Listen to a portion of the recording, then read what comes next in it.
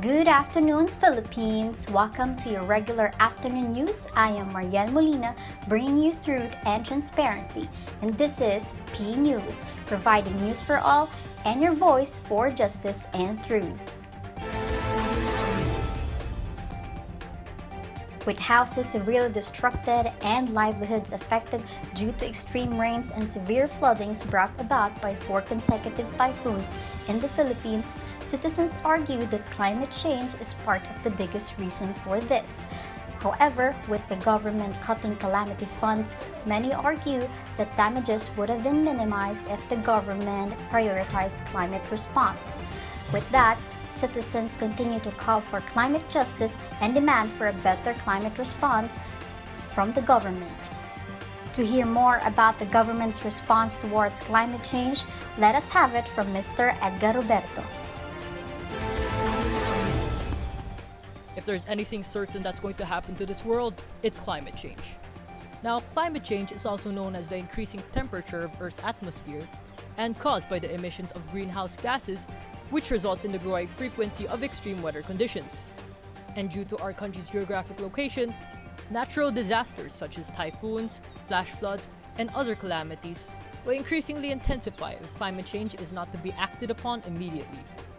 But during the ASEAN Summit last 12th of November 2020, President Duterte heavily blames other rich and developed countries for being the major source of carbon emissions and climate change effects that we are experiencing here in the Philippines. But apparently during that summit, President Duterte has failed to mention China, which is also one of the biggest contributors to carbon emissions around the world, having almost twice as much as the United States and the next 4 countries combined. President Duterte also demands from these rich and developed countries to take moral responsibility in initiating climate justice, or else the Philippines will be the ones to experience the consequences of these neglectful actions. But haphazardly, the government seemed to have overlooked their own faults by decreasing the funding for disaster preparation projects and calamity funds, which could have been helpful in fighting the disasters we are currently facing in our country today.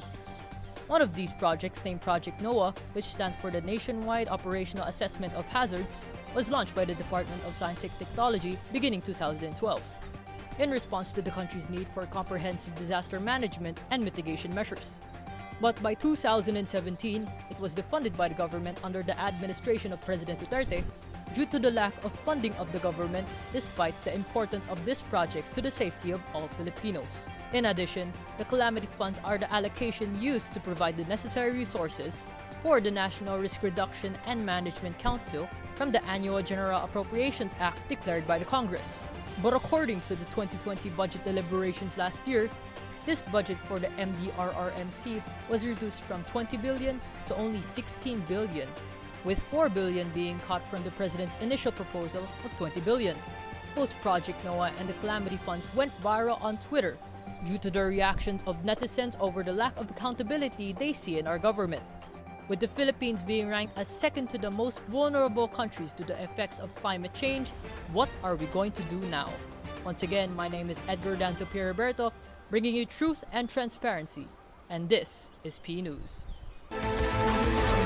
Thank you for that, Mr. Roberto.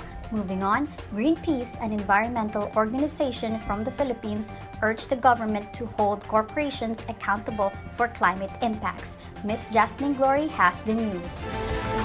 When President Duterte called on the rich nations to cut their carbon emissions at the ASEAN Summit, the country director of the Greenpeace Philippines, Leia Guerrero, said that they support the President in amplifying the call for justice from most responsible for the climate emergency. But they call on the President to hold not just industrialized nations, but also fossil fuel corporations responsible for their significant share in fueling the climate crisis. This is Jasmine Glory, bringing you truth and transparency, reporting for PNews. In relation to the previous news, during Bonifacio Day, Youth Advocate for Climate Action Philippines and their member organizations took to the street to demand accountability from the government for their inadequate and sluggish response to climate crisis. The group added that while the government claims to prioritize the welfare of the Filipino people and demand other countries to be responsible, them allowing large mining corporations and companies to operate in the country, and the Philippines being among the deadliest country in Asia for land and environmental defenders show otherwise.